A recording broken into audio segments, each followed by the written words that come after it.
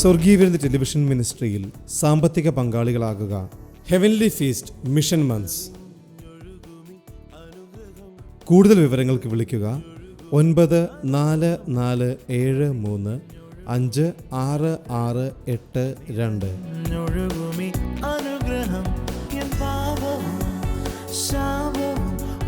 വരൂ, യേശുവിനായി സുവിശേഷത്തിനായി വിതറാം, വാരി വിതയ്ക്കാം. TV പ്രേക്ഷക സംഗമവും വിടുതൽ ശുശ്രൂഷയും തിരുപ്പൂരിൽ മെയ് 5 ചൊവ്വ. ശുശ്രൂഷകൾ വൈകിട്ട് 6 മണി മുതൽ. Ramaswamy Muthammal Kalyana Mandapam, Palladam, Tiruppur road, total gas പമ്പിന് സമീപം.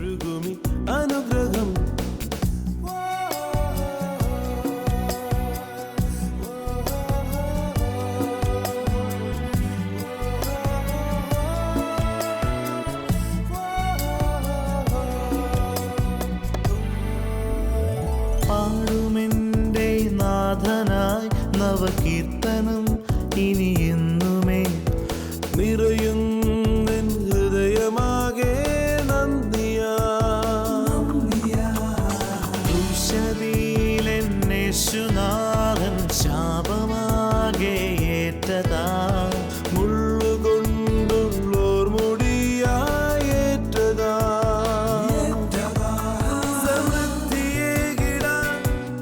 ദരിദ്രനായതും ജീവനേകാൻ ഉയർത്തെഴുന്നതും എൻ പാപവും ശാപവും ഒഴുകി ദൂരെയാ. കവിഞ്ഞൊഴുകുന്ന അനുഗ്രഹത്തിലേക്ക് സ്വാഗതം. നമുക്ക് ഒന്നിച്ചായിരിക്കാൻ കർത്താവ് വീണ്ടും അനുവദിച്ചു. യേശുക്രിസ്തുവിൻ്റെ നാമത്തിൽ സ്നേഹവന്ദനം. വീണ്ടും ഞാൻ ആവർത്തിച്ച് പറയാം, യേശുക്രിസ്തുവിൻ്റെ ആഗ്രഹം, യേശുവിൻ്റെ ആഗ്രഹം നമ്മൾ സന്തോഷിക്കണം. നമ്മൾ മാത്രമല്ല, ലോകത്തിലെ 700 കോടി ജനവും സന്തോഷിക്കണം. ഒരാളെ കീറിക്കളഞ്ഞ് ഇടിച്ച് നേരപ്പാക്കുന്ന ദൈവമല്ല, സ്നേഹമാണ്. God is love. അതാ തിരുവെഴുത്തിനകത്ത് പറയുന്നത്, തികഞ്ഞ സ്നേഹം ഭയത്തെ വെളിക്കളയുന്നു. നമ്മളെ വിശ്വാസം വർദ്ധിക്കുന്ന എവിടെയാണ്? എൻ്റെ കർത്താവ് സ്നേഹിക്കുന്നു എന്നറിയുമ്പോഴാണ്. എൻ്റെ മക്കൾ എപ്പം വേണേലും അവർ കാര്യം അറിയാം, പപ്പയോട് പറഞ്ഞ കാര്യം നടക്കും. എന്താ? They have seen my love. സ്നേഹമില്ലാത്തടത്താണ്, സ്നേഹത്തെക്കുറിച്ച് അറിവില്ലായ്മ വരുമ്പോഴാണ് അകൽച്ചയും ഭയവും പ്രയാസവും ഒക്കെ വരുന്നത്. എന്നാൽ നോക്കിക്കേ, നമ്മളല്ല, ദൈവം തന്നെ തൻ്റെ സ്നേഹത്തെ, നമ്മളോടുള്ള സ്നേഹത്തെ ഇങ്ങോട്ട് കാണിച്ചിട്ട് പറയാം, I love you, come boldly, ഭയപ്പെടരുത്. അതാ വചനത്തിൽ റോമർ 5:5 പറയുന്ന, and love does not, hope does not disappoint. പ്രത്യാശയ്ക്ക് ഭംഗം വരുന്നില്ല. കാര്യം ദൈവത്തിൻ്റെ സ്നേഹം നമുക്ക് വെളിപ്പെടുത്തി. ക്രൂശിൽ യേശു മരിക്കുമ്പോൾ ഓർത്തെ, നമ്മുടെ ഭക്തിയോ നമ്മൾ നേരെയായിട്ടല്ല ഇത് ചെയ്തത്. He loved us, where you will be really encouraged by the message. റോമാലേഖനം 10-ാം അധ്യായം 8-ാമത്തെ വാക്യം വായിക്കപ്പെടുന്നത് ശ്രദ്ധിക്കുക. വചനം നിനക്ക് സമീപമായി, നിന്റെ വായിലും നിന്റെ ഹൃദയത്തിലും ഇരിക്കുന്നു. വചനം നിനക്ക് സമീപമായി, നിന്റെ വായിലും നിന്റെ ഹൃദയത്തിലും ഇരിക്കുന്നു. ഹല്ലേലൂയ. ചേർന്ന് കർത്താവിനെ സ്തുതിക്കാം. ഇവിടെ ഈ 10-ാം അധ്യായം തുടങ്ങുന്നത് ഇസ്രായേൽക്കാരെ കുറിച്ച് പൗലോസ് ശ്ലീഹ പറഞ്ഞുകൊണ്ടാണ്. ആ ഭാഗം ഒന്ന് വായിച്ചേ. 10-ാം അധ്യായത്തിന്റെ ആദ്യ വാക്യം, സഹോദരന്മാരെ അവർ രക്ഷിക്കപ്പെടണം എന്ന് തന്നെ എൻ്റെ ഹൃദയവാഞ്ചയും അവർക്ക് വേണ്ടി ദൈവത്തോടുള്ള യാചനയുമാകുന്നു. യഹൂദന്മാര് ആ പൗലോസിനെ പോലെ ചിലർ മാത്രമേ അന്ന് യേശുവിലേക്ക് വന്നുള്ളൂ. ശിഷ്യന്മാരും ആദ്യകാലത്ത് യെരൂശലേമിലെ കുറേ പേര് യഹൂദന്മാരിൽ കർത്താവിലേക്ക് വന്നുള്ളൂ. യഹൂദന്മാർ തന്നെയാണല്ലോ യേശുവിനെ ക്രൂശിച്ചത്. എന്നാൽ പൗലോസ് സഭയെ ഉപദ്രവിച്ചുകൊണ്ടിരുന്ന ആളാണ്. എന്നാൽ യേശു കർത്താവ് വഴിമധ്യത്തിൽ തനിക്ക് പ്രത്യക്ഷപ്പെട്ടു. Praise the Lord. യേശുവിനെ ആരെങ്കിലും കണ്ടാൽ മുമ്പായിരുന്നത് പോലെ ആയിരിക്കത്തില്ല. യേശുവിനെ കണ്ടെത്തിയോ എന്നുള്ളതിൻ്റെ അടുത്തൊരു ടെസ്റ്റ്, നിങ്ങളുടെ ജീവിതത്തിൽ ഒരു മാറ്റം വന്നിട്ടുണ്ട്. യേശുവിനെ കണ്ടെത്തിയ പോയിന്റിൽ, അതെ, നമുക്കറിയാം, കിഴക്കൻ നാട്ടിൽ നിന്ന് വന്ന വിദ്വാൻമാർ യേശുവിനെ കണ്ട ശേഷം വേറെ വഴിയായിട്ടാണ് പോയത്. നിങ്ങൾ എത്ര പേർ പറയുന്നു, യേശുവിനെ കണ്ടതോടെ എൻ്റെ ജീവിതത്തിൻ്റെ ഗതി മാറി, മുമ്പ് ഞാൻ നടന്ന വഴിയിലല്ല ഇപ്പോൾ നടക്കുന്നു, മുമ്പ് ഞാൻ പറഞ്ഞ വാക്കുകളല്ല ഇപ്പോൾ പറയുന്നത്. മുമ്പ് എൻ്റെ ആഗ്രഹങ്ങളായിരുന്നില്ല ഇപ്പോഴത്തെ ആഗ്രഹം. ഞാൻ ആകെ ഒരു വഴി മാറിയ അവസ്ഥയിലാന്ന് പറയുന്നവരെന്ന് കൈ ഉയർത്തി ഒരു ഹല്ലേലൂയ പറഞ്ഞാട്ടെ. അപ്പൊ യേശുവിനെ തിരിച്ചറിഞ്ഞു എന്നുള്ളതിന്റെ മറ്റൊരു ടെസ്റ്റാണിത്. നമുക്ക് എന്ത് സംഭവിക്കും? ഒരു ഗതിമാറ്റം സംഭവിക്കും. ചേർന്ന് കർത്താവിനെ സ്തുതിക്കാം. പൗലോസ്ലീഹ ദൈവജനത്തെ ഉപദ്രവിക്കാനാണ് പോയതെങ്കിൽ ആ വഴിയിൽ യേശുവിനെ കണ്ടുമുട്ടിയെങ്കിൽ അതേ ദൈവജനത്തെ സേവിക്കുന്നവനായിട്ട് മാറി. ഹല്ലേലൂയ. കൊല്ലാനാണ് പോയെങ്കിൽ ജീവിപ്പിക്കുന്നവനായിട്ട് മാറി. മറ്റുള്ളവരെ കുറ്റം വിധിക്കുന്നവനാണ് പോയെങ്കിൽ മറ്റുള്ളവരെ നീതീകരിക്കുന്നവനായിട്ട് മാറി. ഓ, ചേർന്ന് കർത്താവിനെ സ്തുതിക്കാം. യേശുവിനെ കണ്ട ഒരു വ്യക്തിക്കും പഴയതുപോലെ ഇരിക്കാൻ ഒക്കില്ല. യേശുവിനെ ഒരാൾ കണ്ടുപോയോ അയാൾ പുതിയ സൃഷ്ടിയായി കഴിയും. ഒരുവൻ ക്രിസ്തുവിലായാൽ അവൻ പുതിയ സൃഷ്ടിയാ. പഴയത് കഴിഞ്ഞുപോയി, ഇതാ അത് പുതിയതായിരിക്കുന്നു. ലോകത്തിൽ മനുഷ്യനെ രൂപാന്തരപ്പെടുത്താൻ കഴിയുന്ന ഒരുവനേ ഉള്ളൂ, അത് യേശു മാത്രമാണ്. ഹൃദയങ്ങളെ രൂപാന്തരപ്പെടുത്താൻ കഴിയുന്ന ഒരു ഒറ്റ ആളേ ഉള്ളൂ, അത് യേശു മാത്രമാണ്. എത്ര കഠോരനായ വ്യക്തിയെയും അവൻ പൂർണ്ണമായി രൂപാന്തരപ്പെടുത്തും. യേശുവിനെ കണ്ട ഒരു വ്യക്തിക്കും പഴയ പോലെ ഇരിക്കാൻ ഒക്കത്തില്ല. ചേർന്ന് കർത്താവിനെ സ്തുതിക്കാം. ഇവിടെ നോക്കുക, ഇസ്രായേൽക്കാരനായ പൗലോസ്ലീഹ താന് യേശുവിനെ കണ്ടുമുട്ടിയതോടെ തികച്ച പുതിയ വ്യക്തിയായി. അതോടുകൂടെ ഇസ്രായേൽക്കാർക്ക് പൗലോസിനോട് വൈരാഗ്യമാണ്. ഇവൻ പോയില്ലേ, ഇവൻ ഞങ്ങളുടെ ഒരു പരീക്ഷനായിരുന്നില്ലേ, ഇവൻ ഞങ്ങളുടെ ഒരു ഉപദേഷ്ടാവായിരുന്നില്ലേ, ഇവൻ ഇപ്പോൾ അവരുടെ കൂടെ കൂടിയോ എന്ന് ഉപദ്രവിക്കാൻ തുടങ്ങി പൗലോസിനെ. പക്ഷെ ഉപദ്രവിക്കുന്നവരെ ഇപ്പൊ താൻ സ്നേഹിക്കുക. നോയ്ക്ക്, ഇപ്പോൾ ഇസ്രായേൽക്കാർക്ക് വേണ്ടി പൗലോസ്ലീഹ പ്രാർത്ഥിക്കുക, അവർക്ക് വേണ്ടി കഷ്ടപ്പെടുക, തന്റെ ആഗ്രഹം പറയുക. വായിച്ചേ സഹോദരന്മാരെ, അവർ രക്ഷിക്കപ്പെടണമെന്ന് എന്നെ അവർ ഉപദ്രവിക്കുകയാണേലും അവരെന്ത് ചെയ്യണമെന്ന് എന്റെ ആഗ്രഹം രക്ഷിക്കപ്പെടണം. ഇത് വേറൊരു ടെസ്റ്റാ. കർത്താവായ യേശുവിൽ വിശ്വസിച്ച നിന്നിൽ കർത്താവ് ഉണ്ടോ എന്നുള്ളതിന്റെ അടുത്ത ടെസ്റ്റ്. ഓക്കെ, നിങ്ങളെ ആരെങ്കിലും ഉപദ്രവിക്കുമ്പോൾ അവരുടെ ബുദ്ധിമുട്ടൊക്കെ ഉണ്ടാകാറുണ്ടെങ്കിലും അവരും കൂടെ രക്ഷിക്കപ്പെടാൻ വേണ്ടി നിങ്ങൾ പ്രാർത്ഥിക്കാറുണ്ടോ? അങ്ങനെയുള്ളവരൊന്ന് കൈ ഉയർത്തിപ്പിടിച്ച് കൈ കൊടുത്ത് പറഞ്ഞ ആ ടെസ്റ്റിൽ നിങ്ങൾ പാസ്സായി. നിങ്ങളൊരു ദൈവ പൈതൽ തന്നെയാണ്. സ്തോത്രം. ദൈവമക്കൾ മാത്രമേ ഈ സ്വഭാവക്കാരുള്ളൂ. ഇനി അവരെ ആരിലും ഉപദ്രവിച്ചാൽ അവർക്ക് വിഷമമുണ്ട്, ചിലപ്പോൾ ആരിശത്തിന് വല്ലതും പറഞ്ഞു പോയെന്നിരിക്കട്ടെ, എങ്കിലും അവരെ മുട്ടയിലിരുന്നോണ്ട് പറയാം, എൻ്റെ കർത്താവേ, എനിക്ക് പ്രയാസം വരുത്തുന്ന ആ വ്യക്തിയെയും കൂടെ നീ തൊടണമേ, നശിപ്പിക്കണേ എന്ന് അവർ പ്രാർത്ഥിക്കത്തില്ല. അവന്റെ തലയിൽ ഇടിവെട്ടണേ എന്ന് പ്രാർത്ഥിക്കത്തില്ല. കർത്താവ് രൂപാന്തരപ്പെടുത്തണമേ, എൻ്റെ കൂടെ ഹല്ലേലൂയ പറയാൻ ഒരുക്കണമേ. അങ്ങനെ ചെയ്തിട്ടുള്ളവരെല്ലാം കൈ ഒന്ന് ഉയർത്തിപ്പിടിച്ച് ആ കൈയെ പിടിച്ചിട്ട് പറഞ്ഞേ, നിങ്ങൾ ടെസ്റ്റിൽ പാസ്സായി. ഒരു ദൈവ പൈതലാണോ എന്നുള്ള ടെസ്റ്റിൽ നിങ്ങൾ പാസ്സായി. നിങ്ങളൊരു ദൈവ പൈതൽ തന്നെയാ. ചേർന്ന് കർത്താവിനെ സ്തുതിക്കാം. അപ്പൊ പൗലോസ്ലീഹ തന്നെ ഉപദ്രവിച്ചവർ രക്ഷിക്കപ്പെടണമെന്ന് ആഗ്രഹിക്കുക. അപ്പോൾ താൻ പറയുകയാണ്, അവർ രക്ഷിക്കപ്പെടണമെന്ന എൻ്റെ ദൈവത്തോടുള്ള പ്രാർത്ഥനയാണ്. അവർ പരിജ്ഞാനപ്രകാരം അല്ലെങ്കിലും ദൈവത്തെ സംബന്ധിച്ച് എരിവുള്ളവർ എന്ന് ഞാൻ അവർക്ക് സാക്ഷ്യം പറയുന്നു. ക്രിസ്തു, ദൈവത്തിൻ്റെ പരിജ്ഞാനമായ ക്രിസ്തുവിനെയും സുവിശേഷത്തിലൂടെ ആ രക്ഷ എന്നൊന്നും അവർക്ക് എന്ത് ചെയ്തിട്ടില്ല, പിടികിട്ടിട്ടില്ലെങ്കിലും അവർക്ക് മതതീഷ്ണതയുണ്ട്.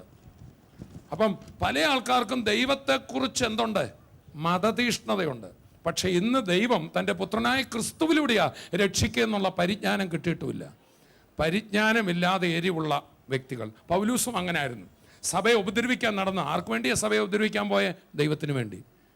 പക്ഷെ ആ ദൈവം തനിക്ക് വഴിയിൽ വെച്ച് വെളിപ്പെട്ടിട്ട് പറഞ്ഞു, ശൗലേ ശൗലേ, നീ എന്നെ ഉപദ്രവിക്കും. മതതീഷ്ണത എന്ന് പറഞ്ഞ്, ദൈവത്തിന് വേണ്ടി എന്ന് പറഞ്ഞ് നീ ചെയ്യുന്ന ഈ കാര്യങ്ങളെല്ലാം ദൈവത്തിനെതിരാ കുഞ്ഞേ. സ്തോത്രം. എൻ്റെ ജനത്തെ നീ ഉപദ്രവിക്കുമ്പോൾ നീ എന്നെ ഉപദ്രവിക്കുന്നു.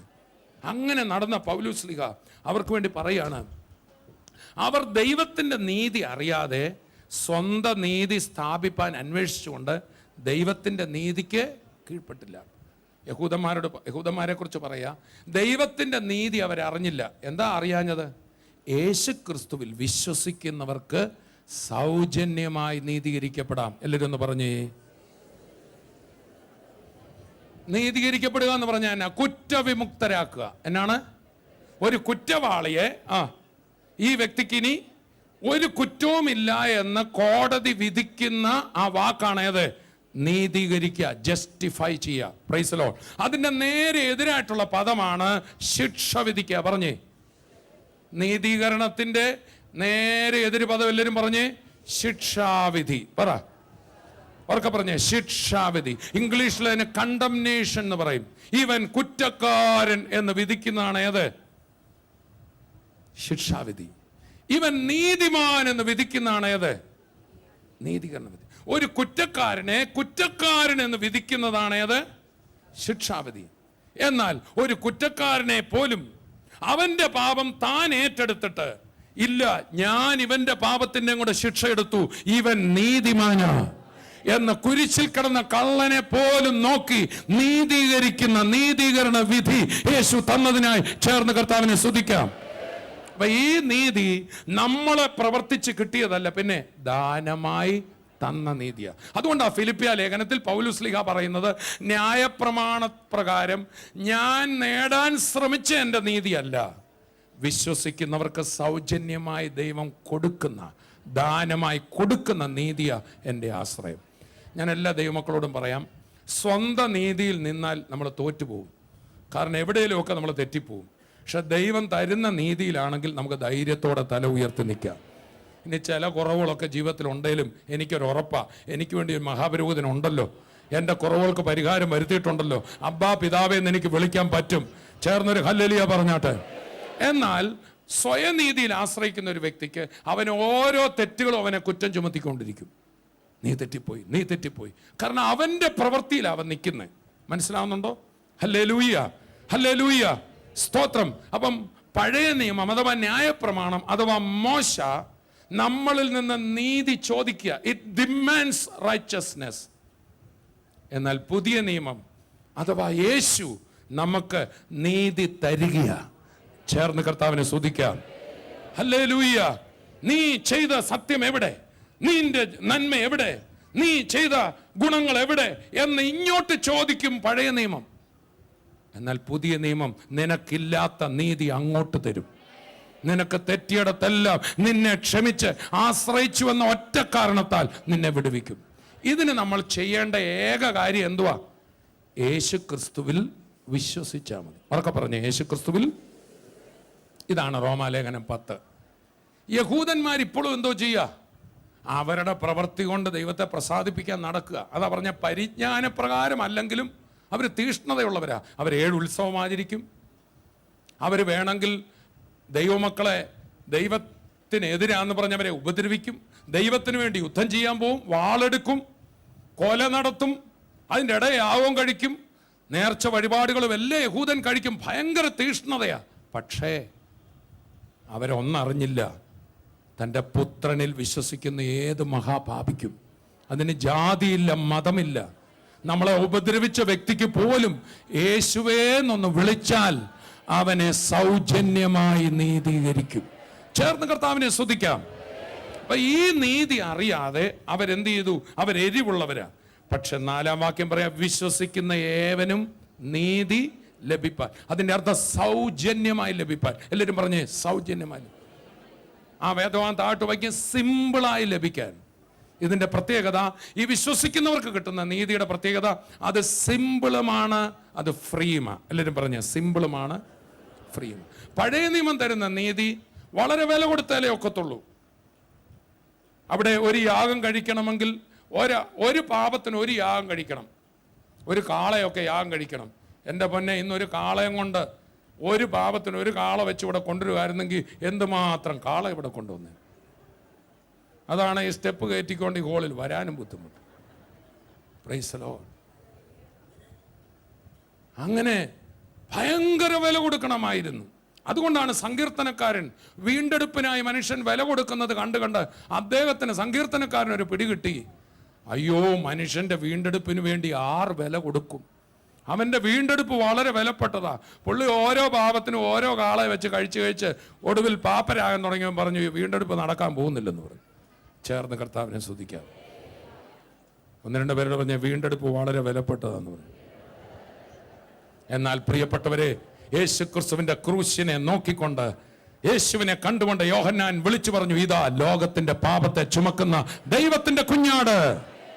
ആ കുഞ്ഞാട് യാഗമായതിനെ നോക്കിക്കൊണ്ട് പത്രോസ് ശ്ലീഹ പറയുകയാണ്, അവൻ നമ്മുടെ പാപങ്ങളെ ചുമന്നുകൊണ്ട് കുരിശിന്മേൽ കയറി, അവന്റെ അടിപ്പിണരാൽ നമുക്ക് സൗഖ്യം വന്നിരിക്കും. അതേ പത്രോസ് ശ്ലീഹ വിളിച്ചു പറയുകയാണ്. അതെ, പത്രോസ് ആണല്ലോ അത് പറഞ്ഞ്. പത്രോസ് വിളിച്ചു പറഞ്ഞ്, നിങ്ങളെ വീണ്ടെടുത്തിരിക്കുന്നത് വെള്ളി, പൊന്ന് മുതലായ അഴിഞ്ഞു പോകുന്ന വസ്തുക്കളെ കൊണ്ടല്ല, പിന്നെ ക്രിസ്തു എന്ന നിർദോഷവും നിഷ്കളങ്കവുമായ കുഞ്ഞാടിന്റെ വിലയേറിയ രക്തം കൊണ്ടത്രേ. ഒരാടിനെ കൊണ്ടല്ല, ഈ ലോകത്തിലെ മുഴുവൻ ആട് കൊടുത്താലും ഈ രക്തത്തിന്റെ വില വരത്തില്ല. സകല ഗോളങ്ങളും വിറ്റാലും ഇതിന്റെ വില വരത്തില്ല. അതിനേക്കാൾ വിലപ്പെട്ട നിഷ്കളങ്ക രക്തം നിനക്ക് വേണ്ടി അർപ്പിച്ചെങ്കിൽ ആ രക്തത്തിൽ കൂടെയുള്ള മുഴുവൻ വിടുതലും നിനക്കുള്ളതാ, അനുഗ്രഹം നിനക്കുള്ളതാ, ശാപത്തിന്റെ വിടുതൽ നിനക്കുള്ളതാ, രോഗസൗഖ്യം നിനക്കുള്ളതാ, അഭിഷേക ശക്തി നിനക്കുള്ളതാ, കൃപാവരങ്ങൾ നിനക്കുള്ളതാ, തലമുറയുടെ അനുഗ്രഹങ്ങൾ നിനക്കുള്ളതാ, ഉയർച്ച നിനക്കുള്ളതാ, ദൈവവചന വെളിപ്പാട് നിനക്കുള്ളതാ, കൃപാവരങ്ങൾ നിനക്കുള്ളതാ, ആത്മീയ സന്തോഷം നിനക്കുള്ളതാ, സ്വർഗം നിനക്കുള്ളതാ. ചേർന്ന് കർത്താവിനെ സ്തുതിക്കാം. ഈ ലോകത്തിലെ മുഴുവൻ അനുഗ്രഹങ്ങളും, ആത്മീയ, ഭൗതിക, ശാരീരിക, മാനസിക, സാമ്പത്തിക, തലമുറയുടെ എല്ലാ അനുഗ്രഹങ്ങളും നിനക്ക് കിട്ടാൻ വേണ്ട വിലയും, പിന്നെ നിത്യത മുഴുവൻ സ്വർഗത്തിലായിരിക്കാനുള്ള മുഴുവൻ വിലയും കുഞ്ഞാടിന്റെ നിഷ്കളങ്ക രക്തത്തിനുണ്ടായിരുന്നു. ആ രക്തം നിനക്കും എനിക്കും വേണ്ടി അവൻ വിലയായി കൊടുത്തു. ചേർന്ന് കർത്താവിനെ സ്തുതിക്കാം. സ്തോത്രം. ഈ രക്ഷ വില കുറഞ്ഞതല്ല, വിലയേറിയ കൊണ്ടാണ് ഫ്രീ ആക്കിയത്. അപ്പൊ എന്താ, യഹൂദൻ ഇതിനു വേണ്ടി വില കൊടുക്കാൻ ശ്രമിക്കുക, കഷ്ടപ്പെടുക. ഒന്ന് രണ്ട് പേരോട് പറഞ്ഞ ദൈവത്തെ പ്രസാദിപ്പിക്കാൻ കിടന്ന് കഷ്ടപ്പെടാന്ന് പറഞ്ഞു. ഓ, യഹൂദൻ യെരൂശലേമിലേക്ക് പോകുന്നു, യഹൂദൻ ആടിനെ കൊണ്ട് യാഗം കഴിക്കുന്നു, പിന്നെ പെരുന്നാൾ കഴിക്കുന്നു, അത് ചെയ്യുന്നു, ഇത് ചെയ്യുന്നു, ചെയ്ത്തോട് they are doing and doing again. വീണ്ടും അവർ പ്രവർത്തിക്കുക. എന്നാൽ ഈ നീതി അവരറിഞ്ഞില്ല. ഏതാ? വിശ്വസിക്കുന്നവർ ഇതൊന്നും ചെയ്യണ്ട, സൗജന്യമായി. ഈ ദൈവമക്കൾക്കും ഇത് അങ്ങോട്ട് ഏറ്റെടുക്കാൻ ചെറിയൊരു ബുദ്ധിമുട്ടാണെന്നെങ്കിൽ, എന്നാലും ഇച്ചിരി ഞാനിവിടെ ചെയ്യണ്ടേ, ചെയ്താ പോയി. കൈവിട്ട് പറഞ്ഞ് നീതി കിട്ടാൻ വേണ്ടി വല്ലതും ചെയ്താ പോയി. ചുമ്മാതിരുന്ന് അനുഭവിച്ചോണം. വിശ്വസിച്ചാൽ മാത്രം മതി. ബ്രദറെ, എത്ര വെള്ളിയാഴ്ച വന്നാലേ വിടുതല്? ഒന്ന് പറഞ്ഞ്. ഒരു വെള്ളിയാഴ്ച വരണ്ട, പണ്ട് ദുഃഖ വെള്ളിയാഴ്ച വിടുതലായതാന്ന് പറഞ്ഞ്. 2000 വർഷം മുമ്പ് ഒരു ദുഃഖ വെള്ളിയാഴ്ച അവൻ വിടുതൽ തന്നതാ. കരമടിച്ച് കർത്താവിനെ സ്തുതിച്ചാട്ടെ. അത് നിനക്ക് സന്തോഷ വെള്ളിയാഴ്ചയാക്കി മാറ്റിയതിനായി ചേർന്നൊരു ഹല്ലേലൂയ പറഞ്ഞാട്ടെ. Praise the Lord. ഇത് സൗജന്യ രക്ഷയാ. അങ്ങനെ കർത്താവ് എന്ത് ചെയ്തു? ഈ രക്ഷ നമുക്ക് സൗജന്യം മാത്രമല്ല, സിമ്പിളൂടാക്കി. എന്താക്കി? പണ്ടൊക്കെ നമുക്ക്, ഞാൻ എൻ്റെ വീട്ടിലൊക്കെ വെള്ളത്തിന് ബുദ്ധിമുട്ടുള്ളൊരു വീടായിരുന്നു. വലിച്ചു കോരണം, ആ വേനലാവുമ്പോൾ താഴത്തെ കണത്തിൽ പോയി പൊക്കിക്കൊണ്ട് വരണം. ഇപ്പോൾ കരണ്ട് വന്ന കാലം വന്നപ്പോൾ ഒറ്റ സ്വിച്ച് ഇട്ടാൽ മതി. എവിടെ വീണു? ചുമ്മാ ഓൺ ചെയ്താൽ മതി, അല്ലേ? മുമ്പ് അത് ചുമന്ന പ്രായമുള്ള ആൾക്കാരൊക്കെ ഇവിടെ ഉണ്ട്. അതുപോലെ പ്രിയപ്പെട്ടവരെ, ഇത് എളുപ്പമുള്ള കാര്യമല്ല രക്ഷ. എൻ്റെ കിണറ്റിൽ കിടക്കുന്ന വെള്ളം എൻ്റെ ടാങ്കി വരണമെങ്കിൽ ഇടുക്കിയുടെ മുകളിൽ കിടന്ന വെള്ളം താഴേക്ക് പതിക്കണം. അവിടുത്തെ വെള്ളം താഴെ വീണപ്പോഴാണ് എൻ്റെ വെള്ളം താഴെ നിന്ന് മുകളിൽ പോയത്. അവൻ ദൈവരൂപത്തിൽ ഇരുത്തുക, ദൈവത്തോടുള്ള സമത്വം മുറുകെ പിടിച്ചുക താഴേക്ക് ഇറങ്ങി വന്നപ്പോൾ എന്നെ നിങ്ങളെയും അവൻ ഉയരത്തിലേക്ക് കയറ്റി.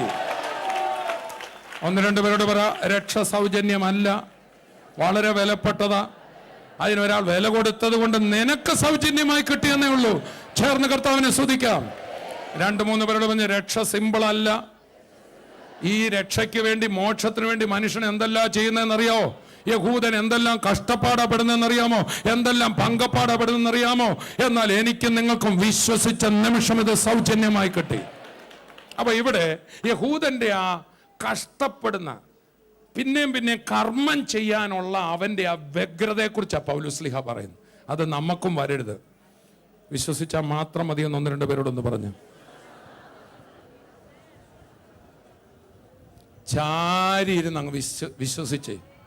പുറകിലിരിക്കുന്ന ആളുടെ മേത്തൊന്നും ചാരിയാലും കുഴപ്പമില്ലെന്ന് ചാരി ഇരുന്ന്. ഹല്ലേലൂയ. അങ്ങനെയുള്ളവരെയാ കർത്താവിന് ഏറെ ഇഷ്ടം.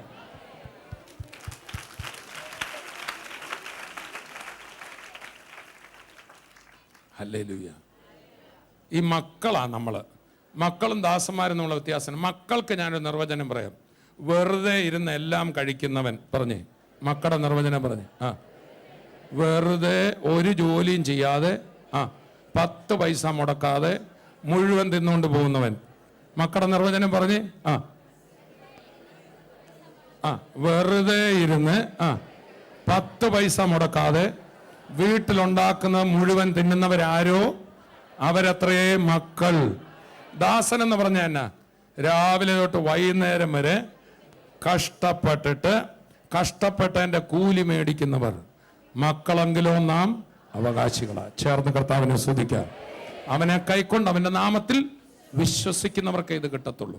ഒരു കൂട്ടർ ദൈവത്തെ പ്രസാദിപ്പിക്കാൻ കഷ്ടപ്പെടുക, ദാസന്മാരായി വേല ചെയ്യുക. എന്നാൽ എനിക്ക് നിങ്ങൾക്കും ഇത് സൗജന്യമായി തന്നിരിക്കുക. മക്കളെല്ലാം ഒരു ഹല്ലേലൂയ പറഞ്ഞാട്ടെ. വീണ്ടും ഒരു ഹല്ലേലൂയ പറഞ്ഞാട്ടെ. അങ്ങനെ സ്തോത്രം. ആ കഷ്ടപ്പെടാനുള്ള മനുഷ്യന്റെ ചിന്താഗതി മാറ്റി ഇവിടെ താഴെ നമ്മളെ വേദവാൻ പറഞ്ഞു വരുന്നറിയോ, ഈ കർത്താവിനെ വിശ്വസിക്കുന്നവർക്ക് ഇനി എന്തേലും നടക്കാൻ വേണ്ടി കിടന്ന് കഷ്ടപ്പെടണ്ട, ചുമ്മാ കൽപ്പിച്ചാൽ മതിയെന്ന. അതായി വേദഭാഗത്തിന്റെ അർത്ഥം. ഹലോ, എന്തുവാ? ഇവിടുന്ന് യെരൂശലേം വരെ പോകണ്ട, സ്വർഗീയ വിരുന്നിന്റെ സ്റ്റേജ് വരെ പോകണ്ട, അതും ഇതും ഒന്നും ചെയ്യണ്ട. ഈ വിശ്വസിച്ച മക്കളുടെ ഉള്ളിൽ തന്നെ സംഭവം ഇരിപ്പുണ്ട്. പറഞ്ഞു വിട്ടാ മതി, അത്ഭുതമാണ്. ഒന്ന് രണ്ട് പേരുടെ ഞാൻ മക്കള് പറഞ്ഞു വിടാറേ ഉള്ളെന്ന് പറഞ്ഞ്. ഹല്ലേലൂയ. അതാണ് ഈ വേദഭാഗത്തിന്റെ അർത്ഥം. ഇനി നിങ്ങൾ താഴോട്ടൊന്ന് വായിച്ച് റോമർ 10 സ്തോത്രം 10 നമ്മൾ വായിക്കുകയാണ്. വിശ്വസിക്കുന്ന ഏവനും നീതി ലഭിപ്പാൻ 10:4 വിശ്വസിക്കുന്ന ഏവനും നീതി ലഭിപ്പാൻ ക്രിസ്തു ന്യായപ്രമാണത്തിന്റെ അവസാനമാകുന്നു.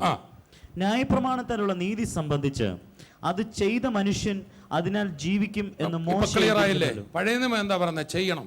എവിടെ പറ? ചെയ്യണം. നീ ചെയ്തത് നീ അനുഭവിക്കുക. ന്യായപ്രമാണം എന്താ പറയുന്നത്? നീ ചെയ്യുന്നത് നീ അനുഭവിക്കുക. സുവിശേഷം എന്താ പറയുന്നത്? നീ ചെയ്തതിൻ്റെ ഫലം ഞാനും അനുഭവിച്ചോളാം, ഞാൻ ചെയ്തതിൻ്റെ ഫലം നീ അനുഭവിച്ചു. ചേർന്ന് കർത്താവിനെ സ്തുതിക്കാം. പിടികിട്ടുന്നുണ്ടോ? ഹലോ, ഹലോ, ഇത് എത്ര വലിയൊരു രക്ഷയാണ് നമുക്ക് തന്നത്. ന്യായപ്രമാണം എന്താ പറഞ്ഞ? നീ ചെയ്തതിൻ്റെ ഫലം നീ അനുഭവിച്ചു. തിന്മ ചെയ്താൽ തിന്മ, നന്മ ചെയ്താൽ നന്മ. അതാ ന്യായപ്രമാണം. എന്നാൽ യേശു എന്താ പറയുന്നത്? നീ ചെയ്തതിൻ്റെ ഫലം മുഴുവൻ ഞാൻ ഏറ്റെടുത്തോളാം, ഞാൻ ചെയ്തതിൻ്റെ അനുഗ്രഹം മുഴുവൻ നീ ഏറ്റെടുത്തോ. ഹല്ലേലൂയ. യേശു ഉയർത്തെഴുന്നേറ്റ് ജീവിക്കുന്നെന്ന് വിശ്വസിക്കുന്നവർ കൈ ഉയർത്തിപ്പിടിച്ച് അവരുടെ കയ്യെ പിടിച്ചിട്ട് പറഞ്ഞാൽ വന്നു കഴിഞ്ഞു. പറ, നിന്റെ നാവിലും നിന്റെ ഹൃദയത്തിലും അത്ഭുതം വന്നു കഴിഞ്ഞു, അത്ഭുതം വന്നു കഴിഞ്ഞു, അത്ഭുതം വന്നു കഴിഞ്ഞു, അത്ഭുതം വന്നു കഴിഞ്ഞു. ഇവിടെ അത്ഭുതം വന്നു കഴിഞ്ഞു, ഇവിടെ അത്ഭുതം വന്നു കഴിഞ്ഞു. പറഞ്ഞു വിട്ടാ മതി. നീ പറയുന്ന സംഭവിക്കും, നീ കൽപ്പിക്കുന്ന സംഭവിക്കും. പ്രിയമുള്ളവരെ, നമ്മൾ ഇറങ്ങി തിരിച്ചത് യേശുവിനെ കണ്ട. അതാ എബ്രായർക്ക് എഴുതിയ ലേഖനത്തിൽ പറയുന്നു, അവൻ തന്നെ അരുളി ചെയ്തിട്ടുണ്ടല്ലോ. എബ്രായർ വിശ്വാസികൾ ഇറങ്ങി സാമ്പത്തികമായി ഒത്തിരി ബുദ്ധിമുട്ടുണ്ടായി. എബ്രായർക്ക് എഴുതിയ ലേഖനം 13-ാം അധ്യായം 5-6 വാക്യത്തിൽ അവിടെ ഇങ്ങനെ എഴുതിയിരിക്കുന്ന, അവർ എങ്ങനെയും പണം ഉണ്ടാക്കാൻ നോക്കുമ്പോൾ അവിടെ പറയാണ്, നിങ്ങൾ ദ്രവ്യാഗ്രഹം, ഡോണ്ട് ബി കവച്ചസ്. കാരണം എന്താ? നിങ്ങൾ ഇറങ്ങിത്തിരിച്ചത് ആരുടെ നാമത്തിലാണോ, ആരെ കണ്ടാണോ ഇറങ്ങിത്തിരിച്ചത്, അവൻ തന്നെ. അതാ വിശ്വാസം. ഞാൻ ആരുടെ നാമത്തിലാണോ ഇറങ്ങിത്തിരിച്ചത്, യേശുവിൻ്റെ നാമത്തിലാണോ ഇറങ്ങിത്തിരിച്ചത്, യേശു തന്നെ പറഞ്ഞിരിക്കുക, ഞാൻ ഒരു നാളും കൈവിടത്തില്ല, ഉപേക്ഷിക്കത്തുമില്ല. പ്രിയമുള്ളവരെ, അതാ വിശ്വാസം. കർത്താവ് എന്നെ നാമത്തിൽ ഞാൻ ഇറങ്ങിപ്പോൾ യേശു പറയാം, ഞാൻ നിങ്ങളെ തിരഞ്ഞെടുത്തു. So he began it. എന്നിൽ നല്ല പ്രവൃത്തി ആരംഭിച്ചവൻ അവസാനത്തോളം നടത്തും. അതാ യോഹന്നാൻ പദ്മോസിൽ കിടക്കുമ്പോഴും യേശു വന്നിട്ട് പറയാൻ, I am the alpha and the omega, ഞാൻ തന്നെ ആരംഭവും അവസാനവും. പ്രിയമുള്ളവരെ, ഇന്ന് എന്നെ കണ്ടുകൊണ്ടിരിക്കും, നിങ്ങൾ യേശുവിൽ വിശ്വസിക്കുന്നവരാണോ? വിശ്വസിക്കുന്നവരെന്ന് ക്രിസ്ത്യാനിയാണോ എന്നല്ല ഞാൻ ചോദിച്ചത്. നിങ്ങൾ യേശു ക്രിസ്തു ഉയർത്തെഴുന്നേറ്റും ജീവിക്കുന്നു എന്ന് വിശ്വസിക്കുന്നവനാണോ? യേശു എൻ്റെ കർത്താവാണെന്ന് നിങ്ങൾ വിശ്വസിക്കുന്നു? വീണ്ടും ക്രിസ്ത്യാനിയോടല്ല ഞാൻ ചോദിക്കുന്നത്, യേശു എൻ്റെ കർത്താവാണെന്ന്, എൻ്റെ രക്ഷകനാണെന്ന് വിശ്വസിക്കുന്നവരോടാണ് ഞാൻ ചോദിച്ചത്. നിങ്ങൾ ഏത് മതത്തിൽപ്പെട്ടതായിക്കോട്ടെ, നിങ്ങൾ ഏത് വിഭാഗം, അതൊന്നും എനിക്ക് അറിയേണ്ട ആവശ്യമില്ല. യേശു നിങ്ങളുടെ കർത്താവാണോ? നിങ്ങൾ ലജ്ജിപ്പാൻ കർത്താവ് സമ്മതിക്കത്തില്ല. വിശ്വസിക്കണം. പ്രാർത്ഥിക്കുമ്പോൾ ഒരു അത്ഭുതം പ്രതീക്ഷിച്ചുകൊണ്ട് പ്രാർത്ഥിക്കണം. അതാ ഐറിയോസിൻ്റെ വീട്ടിലേക്ക് പോകുമ്പോൾ, ഇത് കുഞ്ഞ് മരിച്ചു എന്ന് പറയുമ്പോൾ വെപ്രാളപ്പെട്ട ഐറിയോസ് കർത്താവിനെ മുഖത്ത് നോക്കുമ്പോൾ കർത്താവ് വളരെ ശാന്തമായിട്ട് ഇങ്ങനെ പറഞ്ഞത്, ഓൺലി ബിലീവ്, ഓൺലി ബിലീവ്. വിശ്വസിക്കുക മാത്രം ചെയ്യുക. അവിടെ ഒരു അത്ഭുതമാണ്. ഭയപ്പെടരുത്. മനോഹരമായ ഒരു വാക്കുണ്ട്. ഞാൻ വിശ്വാസ ജീവിതത്തിൽ ഇറങ്ങിത്തിരിക്കുമ്പോൾ എന്നെ ഒത്തിരി ബലപ്പെടുത്തിയൊരു വാക്കാണ്, ഭയപ്പെടേണ്ട, ഞാൻ നിന്നോട് കൂടെ ഉണ്ട്. ഭ്രമിച്ച് നോക്കണ്ട, ഞാനാ നിൻ്റെ ദൈവം. എൻ്റെ നീതിയുള്ള വലം കരങ്ങളാൽ ഞാൻ നിന്നെ താങ്ങും എന്ന് പറഞ്ഞാൽ ഇംഗ്ലീഷിൽ ഐ വിൽ അപ്ഹോൾഡ് യു എന്നാണ്. ഹോൾഡ് യു അപ്പ് എന്നാണ് എൻ്റെ അർത്ഥം. എന്ന് പറഞ്ഞാൽ വെള്ളം വരുവാണെങ്കിൽ ഒരു കൊച്ചു കുഞ്ഞിനെ പെട്ടെന്നെടുത്ത് നമ്മൾ എളിയിൽ കയറ്റുന്നത് പോലെ കർത്താവ് പറയാം, ഞാൻ നിന്നെ എളിയും കയറ്റും. I will uphold you. എൻ്റെ നീതിയുള്ള കരമാണ് എന്ന് പറഞ്ഞാൽ ഞാൻ വാക്ക് പറഞ്ഞാൽ വാക്ക് മാറത്തില്ല. ഇന്ന് എന്നെ കേട്ടുകൊണ്ടിരിക്കുന്നവർ ഭയപ്പെടരുത്. നിങ്ങൾ ഭയപ്പെടുന്ന വിഷയം വരത്തില്ല. യേശുവിൽ മാത്രം, ആ യേശുവിനെ മാത്രം ഒന്ന് നോക്കിക്കേ. വിഷയങ്ങളുടെ മധ്യത്തിൽ നിങ്ങൾ പോലും അത്ഭുതപ്പെടും. പലരും തകർന്നു വീഴുമ്പോഴും നിങ്ങൾ ലജ്ജിപ്പാൻ കർത്താവ് സമ്മതിക്കത്തില്ല.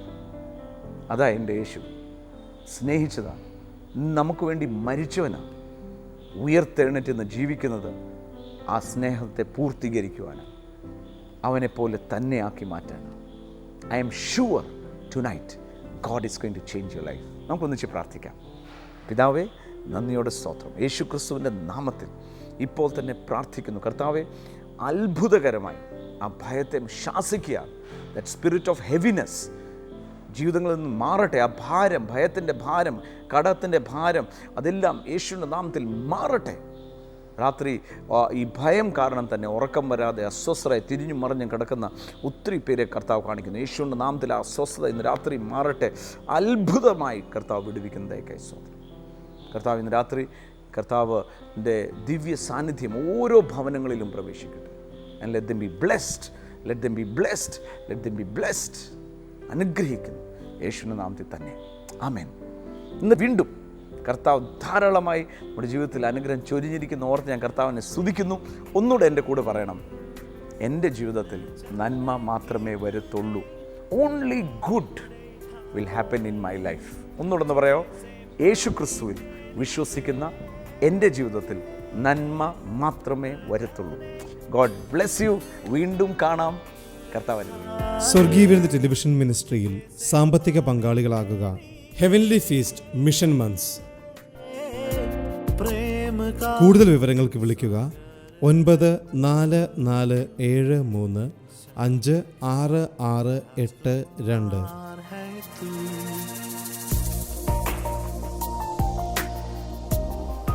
വരൂ, യേശുവിനായി സുവിശേഷത്തിനായി വിതറാം, വാരി വിതയ്ക്കാം.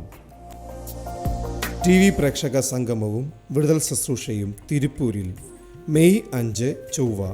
ശുശ്രൂഷകൾ വൈകിട്ട് 6 മണി മുതൽ. Ramaswamy Muthammal Kalyana Mandapam, Palladam, Tiruppur road, total gas പമ്പിന് സമീപം. TV പ്രേക്ഷക സംഗമവും വിടുതൽ ശുശ്രൂഷയും കോയമ്പത്തൂരിൽ മെയ് 6 ബുധൻ. ശുശ്രൂഷകൾ വൈകിട്ട് 6 മണി മുതൽ. Gujarati Samaj auditorium, Mettupalayam road, RS പുരം, സെൻട്രൽ തിയേറ്ററിന് സമീപം.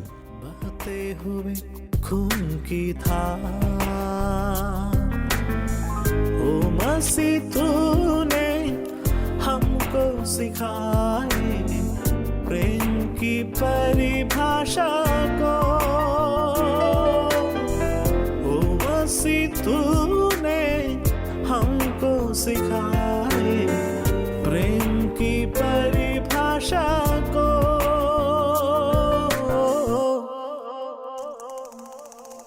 प्रेम का सागर है तू, चांदी का राजकुमार है तू। चरणों में आकर हाथ उठाकर करते हैं तेरे